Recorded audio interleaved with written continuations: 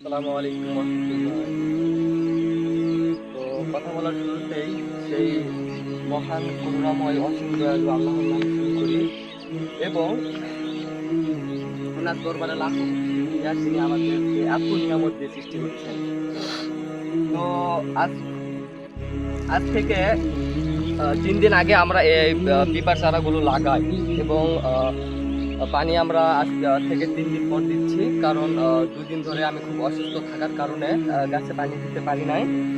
তো গাছগুলো একটু আউশে গেছে, যাতে পানি দিচ্ছে আমরা যাতে গাছগুলো না শুকায়।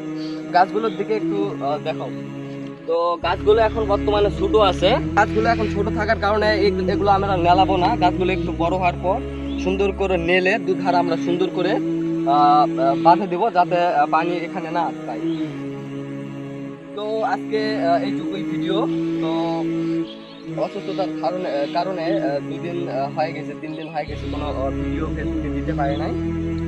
তো আল্লাহ যদি সুস্থ সুস্থ রাখে, আমরা প্রতিনিয়ত যখনই মাঠে আসবো কাজ করতে, প্রতিনিয়ত সব সময় ভিডিও আমরা দিব।